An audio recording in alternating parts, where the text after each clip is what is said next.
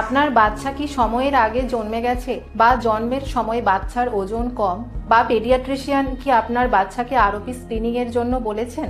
ROP বা retinopathy of প্রিম্যাচিউরিটি হলো এক ধরনের রেটিনার অসুখ নিউবর্ন বেবিসদের মধ্যে হয়, যারা সাধারণত 8 মাস বা তার আগে জন্মে যায় বা যাদের জন্মের সময় ওজন 2 কেজি বা তার চেয়ে কম হয়।